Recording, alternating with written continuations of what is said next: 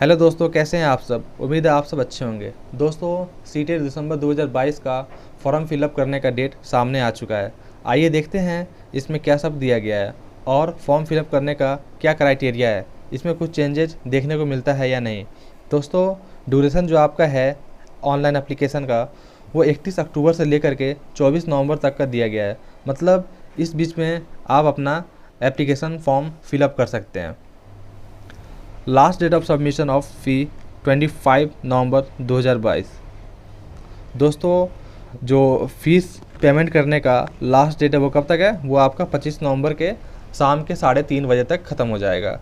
Date of examination December 2022 to January 2023 on CBT mode. मतलब दोस्तों, जिस प्रकार से आपका एग्ज़ाम पिछले साल देखने को मिला था, जो कि दिसंबर से लेकर के जनवरी तक चला था, उसी प्रकार इस साल भी आपका एग्ज़ाम जो है दिसंबर से शुरू हो जाएगा और जनवरी में ख़त्म हो जाएगा। अर्थात कह सकते हैं कि एग्ज़ाम आपका 1 से 1.5 महीने के करीब चलेगा और टाइम भी काफ़ी ज़्यादा कम है आप लोग के पास। मतलब नवंबर में फॉर्म फिलअप करने का टाइम ख़त्म होगा और उसके नेक्स्ट मंथ से ही एग्ज़ाम आपका शुरू हो जाएगा। आइए देखते हैं इम्पोर्टेंट नोट्स के बारे में। Candidate can apply for CTET December 2022 online through CTET website http://ctet.nic.in। दोस्तों, आप इस वेबसाइट पे जा करके डायरेक्टली अपने से भी ऑनलाइन कर सकते हैं या फिर साइबर कैफ़े वाला भी आपका ऑनलाइन कर देगा, जिसके डेट मैंने पहले आपको बता दिया है कितना है, 31 अक्टूबर से लेकर के 24 नवंबर के बीच में आपको फॉर्म फिलअप करना होगा। The candidate applying for CTET is required to go through the information bulletin carefully with the entire requirement there. मतलब जितने भी आपका रिक्वायरमेंट है उस सबको फुलफ़िल करना ज़रूरी है। To satisfy eligibility to appear in the examination. Exam में अपेयर करने के लिए जो सीटेट का क्राइटेरिया है आपको वो सब कंप्लीट करना होगा। आइए देखते हैं सीटेट में अप्लाई करने का क्या मेथड है। आपका जो स्टेप 1 है वो आप क्या करेंगे, पहले इस वेबसाइट पे आप जा करके चेकआउट करेंगे। उसके बाद जो आपका स्टेप 2 है, go to the link apply online and open this same. और ये जो लिंक आप खोलेंगे इस लिंक पर आप सेम जाएंगे। स्टेप 3 आपका fill in the online application form and note down registration number and application number. आप जो है पहले रजिस्ट्रेशन करेंगे और उसका जो एप्लीकेशन आपको एक ID पासवर्ड दिया जाएगा, उसको आप अच्छे से याद कर लेंगे या फिर कहीं लिख लेंगे। स्टेप 4 आपका है upload latest scan photograph and signature.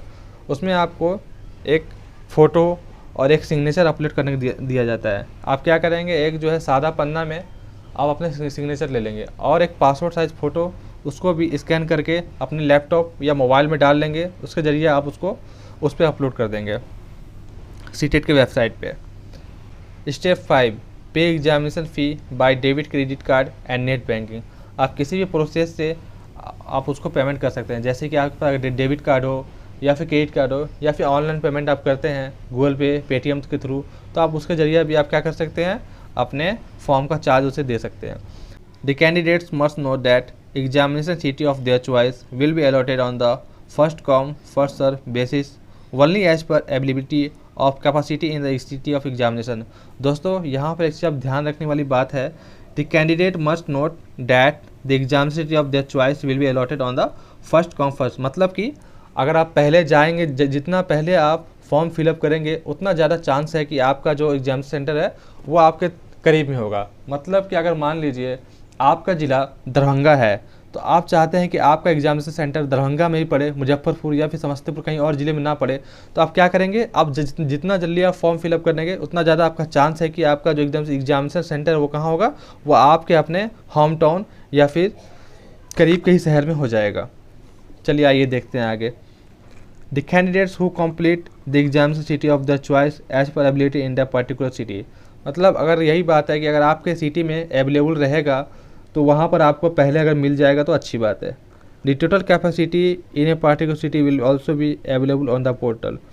जो साइट है उस पर भी जितना कैपेसिटी है आपको बता दिया जाएगा कि आपके ज़िले में कितना सीट है और कितना सीट बाकी है। ये आपको कब पता चलेगा, जब आप सारा प्रोसेस कर लेंगे, पेमेंट हो जाएगा, तो पेमेंट की फ़ीस के टाइम में आपको बता दिया जाएगा कि आपका कितना चांस है कि आपका अपने ज़िले में हो जाएगा। फिर आपका जो है, फिर आपका स्टेप 6 क्या है, print conformation page for record and future reference. उसके बाद आप क्या करेंगे, जो आपका जो सारा प्रोसीजर कंप्लीट हो जाएगा उसके बाद आप जो है एक हार्ड कॉपी उससे निकाल लेंगे और उसको अपने पास रख लेंगे प्रिंट आउट करके, ताकि फ्यूचर में आपको कोई दिक्कत ना हो। तो और जो अपना पासवर्ड देंगे, पासवर्ड ऐसा होना चाहिए कि जिसमें 8 से लेकर के 13 कैरेक्टर होना चाहिए। Password must have at least 1 upper case, 1 lower case alphabet and 1 numeric values and at least 1 special character. जैसे कि मान लीजिए मेरा नाम है परवेज़, तो हम क्या करेंगे अपना पासवर्ड बनाने के लिए पहले पी जो है उसको हम रखेंगे कैपिटल में, उसके बाद हम एक लोअर रहना मस्ट है, तो हम ले लेंगे। अब मेरा अगर मान लीजिए कि सेकंड अक्षर ए है तो उसको हम लोअर केस में रखेंगे, और मान लीजिए उसके बाद आगे का जो सारे हम लोअर में रख लेंगे, फिर एक नंबर देंगे। मान लीजिए कि नंबर की जगह पे हम दे देते हैं 1 @ मान लीजिए दे देते हैं। यहाँ पे न्यूमेरिक मतलब एक साइन भी होना चाहिए, तो @ हम दे दिए, और उसके बाद हम दे दिए कुछ भी दे सकते हैं आप, 1 दे दीजिए, 2 दे दीजिए, 3 दीजिए, कुछ आप प्रोसेस करके दे सकते हैं। ऐसा ही आप अपना पासवर्ड तैयार करेंगे। Candidate should log out at the end of their session. जब आप फॉर्म फिलअप करेंगे उसके बाद क्या करेंगे, हार्ड कॉपी निकालने के बाद आप उसको लॉग आउट करवा लेंगे, चाहे अपने से लॉग आउट करेंगे, अगर ये साइबर में आप कर रहे हैं तो साइबर से आप क्या करेंगे, उससे बोलिए कि मेरा आईडी लॉग आउट कर दो, तो लॉग आउट करने के बाद ही आप वहाँ से जाइएगा। दोस्तों अगर आप चाहते हैं कि अपने से फॉर्म फिलअप करना, तो कुछ बातों का ख्याल रखना आपको ज़रूरी है। कोशिश करें कि आप जो है लैपटॉप के ज़रिए इस चीज़ प्रोसेस को आगे बढ़ाएं, क्योंकि मोबाइल का स्क्रीन छोटा होता है जिसके कारण आप सही से इसको नहीं फिलअप कर सकते हैं। मैं तो कहूँगा कि आप साइबर से ही करवा लें, वो ज़्यादा बेटर पड़ता है। आइए देखते हैं इसमें क्या सब प्रोसेस है। Uploading of scan photo and signature are mandatory. ये स्वाभाविक सी बात है कि अगर आप फॉर्म फिलअप कर रहे हैं तो आपके पास एक पासपोर्ट साइज फ़ोटो होना ज़रूरी है, और आपका सिग्नेचर जो कि डिजिटल होना चाहिए वो भी अनिवार्य है। Upload scan photograph and signature JPG, मतलब जो आप फ़ोटो अपलोड करेंगे वो क्या होना चाहिए, ये पीडीएफ और किसी और फाइल में नहीं होना चाहिए, ये आपका जेपीजी या फिर जेपीईजी फॉर्मेट में ही होना चाहिए। Size of scan photograph should be between 10 to 100 KB। वो जो आप फोटोग्राफ डालेंगे उसका साइज़ क्या होना चाहिए, 10 से लेकर के 100 KB के बीच में होना चाहिए। मतलब 90-95 KB का भी आपका फ़ोटो हो तो चल जाएगा, परंतु 100 से ज़्यादा नहीं होना चाहिए। Image dimension of photograph should be 3.5 semi with and 4.5 semi height होनी चाहिए। Size of scan signature should be between 3 to 30 KB। दोस्तों फ़ोटो के लिए अलग साइज़ होनी चाहिए, और जो आपका सिग्नेचर है उसकी क्या साइज़ होनी चाहिए, वो 30 KB से कम का होना चाहिए, और उसकी डायमेंशन होनी चाहिए 3.5 सेंटीमीटर आपकी होनी चाहिए चौड़ाई, और 1.5 सेंटीमीटर क्या होनी चाहिए, उसकी लंबाई होनी चाहिए। अब आते हैं सीटेड फॉर्म भरने के एग्जामिनेशन फ़ीस की तरफ, जो कि इस प्रकार है। अगर आप जनरल कैटेगरी से आते हैं या फिर आप ओबीसी हैं तो आपको पेपर 1 के लिए 1000 देना पड़ेगा, और अगर आप दोनों पेपर के लिए भरते हैं तो आपको कितना देना पड़ेगा, वो देना पड़ेगा आपको 1200। बेटर तो यही है कि आप 200 लगा करके दोनों पेपर का एग्ज़ाम दें, पास हो या ना हो एटलीस्ट आपको एक्सपीरियंस तो मिल जाएगा कि पेपर 2 में किस प्रकार से क्वेश्चन देखने को मिलते हैं।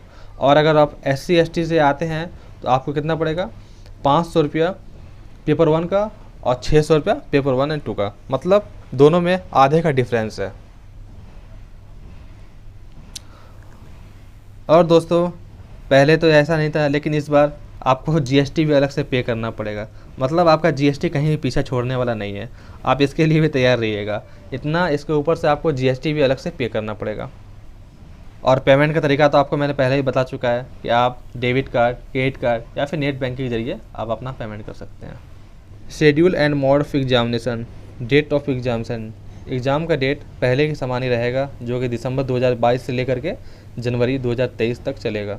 शिफ्ट 1 जो कि 9:30 से आपका स्टार्ट होगा और 12 बजे ख़त्म हो जाएगा, जो कि फुल्ली कंप्यूटर बेस्ड एग्ज़ाम होगा। पिछली बार भी आपका कंप्यूटर बेस्ड एग्ज़ाम देखने को मिला था, इस बार भी आपका एग्ज़ाम जो है कंप्यूटर बेस्ड ही पूरी तरह से होगा। और जो शिफ्ट 2 होगा वो 2:30 से लेकर के 5 PM तक होगा, वो भी आपका पूरी तरह कंप्यूटर बेस्ड देखने को मिलेगा।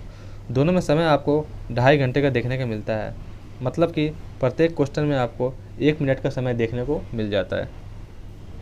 आइए देखते हैं आपका पेपर 1 में क्या सब देखने को मिलता है। दोस्तों पिछले बार की तरह ही आपका CDP से 30 नंबर का क्वेश्चन रहेगा, जो कि कंपलसरी है। चाइल्ड डेवलपमेंट एंड पेडागोजी, इसमें से आपका 30 नंबर का क्वेश्चन देखने को मिल सकता है।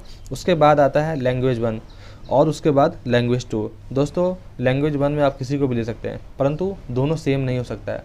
अगर मान लीजिए आपका लैंग्वेज 1 हिंदी है तो आपका लैंग्वेज 2 इंग्लिश या उर्दू हो सकता है। इसी प्रकार आप लैंग्वेज 1 में इंग्लिश को रख सकते हैं और लैंग्वेज 2 में उर्दू या हिंदी किसी को भी आप रख सकते हैं। दोस्तों उसके बाद आता है मैथमेटिक्स। इसमें से आपको 30 क्वेश्चन देखने को मिल सकता है। और फिर आता है इन्वायरमेंटल स्टडीज़, जिसे हम EVS के नाम से जानते हैं। इसमें से भी आपका 30 नंबर का क्वेश्चन देखने को मिल सकता है। अर्थात टोटल आपको 150 क्वेश्चन देखने को मिलते हैं और टोटल जो है सारे 150 मार्क्स के होते हैं। मतलब इसमें आपको नेगेटिव मार्किंग देखने को नहीं मिल रहा है। दोस्तों अब आते हैं पेपर 2 की तरफ। पेपर 2 में भी आपका CGP जो कि कॉमन है दोनों में देखने को मिल सकता है। इसमें आपको 30 नंबर का CGP कंपलसरी देखने को मिलेगा। फिर आता है लैंग्वेज 1 और लैंग्वेज 2। जिस प्रकार से आपने 1 to 5 में लैंग्वेज 1 चूज़ किया था, उसी प्रकार से आप 6 to 8 में भी लैंग्वेज 1 और लैंग्वेज 2 को दोनों को चूज कर सकते हैं। फिर आता है मैथ एंड साइंस। दोस्तों अगर आप ग्रेजुएशन साइंस स्ट्रीम से कर रखे हैं तो आपको साइंस या मैथ चूज करना पड़ेगा। इसमें से आपको 60 नंबर का क्वेश्चन देखने को मिल सकता है। परंतु अगर आपने ग्रेजुएशन आर्ट्स से किया है, मान लीजिए आपका ऑनर्स पेपर इंग्लिश या साइकोलॉजी या हिस्ट्री या किसी भी आर्ट सेक्शन से हो, तो आपको सोशल स्टडी चूज करना पड़ेगा। इसमें से भी आपको इतिहास, भूगोल, नागरिक सभी को सम्मिलित करके 60 नंबर का क्वेश्चन देखने को मिल सकता है। और इस प्रकार से आपका टोटल कितना हो गया, 150 नंबर का आपका ये भी हो गया। ये भी आपका 150 क्वेश्चन होता है और टोटल कितने होते हैं, 1-1 मार्क के पूरे क्वेश्चन होते हैं। और इस तरह से आपका कितना हो गया, 150 मार्क्स टोटल हो गया। दोस्तों मुझे उम्मीद है आपको आज की सारी बातें समझ में आ गई होगी कि सीटेट के पेपर में क्या सब देखने को मिल सकता है। दोस्तों आपके आने वाले आगामी एग्ज़ाम के लिए बेस्ट ऑफ लक। उम्मीद है आपको आज का ये सेशन पसंद आया होगा। Thank you.